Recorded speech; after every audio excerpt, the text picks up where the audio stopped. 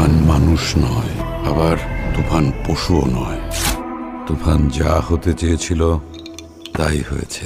Hello viewers, কেমন আছেন সবাই? আশা করি সবাই খুব ভালো আছেন। আমরা চলে আসলাম ময়মনসিংহের ছায়াবানী সিনেমা হলে। আসলে ময়মনসিংহে আসার কারণ হলো গ্রাম অঞ্চলের সিনেমা হলে কিন্তু সকালবেলা শো চালানো হয় না, এই জন্যই ছায়াবানী সিনেমা হলে আসলাম। ছায়াবানী সিনেমা হলে সকাল 10টা থেকে শো শুরু হয়েছিল এবং সেই শোতে মোটামুটি দর্শক ছিল। তো শাকিব খানের তুফান সিনেমা দেখতে 12টার শোতে কেমন দর্শক হয়েছে চলুন আজকে এই ভিডিওতে দেখে নেওয়া যাক। এর আগে শাকিব খানের প্রিয়তমা সিনেমাটি কুরবানি ঈদের দিন ছায়াবানী সিনেমা হল থেকে টিকিট বিক্রি করেছিল প্রায় 4 লক্ষ টাকার উপরে। ছায়াবানী সিনেমা হলে 12টার শোতে মোটামুটি দর্শক হয়েছে। 3টা শো ও সন্ধ্যা 6টার শো, এই দুটা শোতে কেমন দর্শক হয় সেটা দেখলে বোঝা যাবে শাকিব খানের তুফান সিনেমাটি প্রিয়তমা সিনেমার প্রথম দিনের কালেকশনের রেকর্ড ভাঙতে পারবে নাকি। তো ভিউয়ার্স, আপনাদের কাছে কি মনে হয় শাকিব খানের তুফান সিনেমাটি কি এর আগে রাজকুমার সিনেমার ঈদের দিনের রেকর্ড ভাঙতে পারবে? তো ভিউয়ার্স, এখন চলুন ছায়াবানী সিনেমা হলে দ্বিতীয় তলায় অর্থাৎ ডিসিতে চলে যায়। ডিসিতে কেমন দর্শক হয় ছায়াবানী সিনেমা হলে চলুন দেখে নেওয়া যাক। ছায়াবানী সিনেমা হলে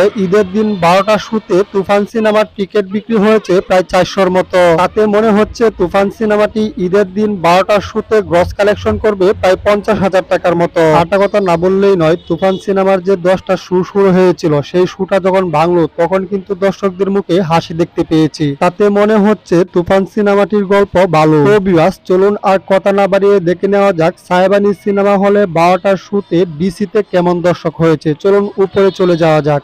ঈদে মুক্তি পাওয়া 5টি সিনেমার বক্স অফিস জানতে এসকে বাংলা মিউজিক চ্যানেলটি সাবস্ক্রাইব করে রাখুন। আপনারা দেখতে পাচ্ছেন শাকিব খানের তুফান সিনেমাটি দেখতে কিন্তু ছায়াবানী সিনেমা হলে মোটামুটি ভালো দর্শক হয়েছে।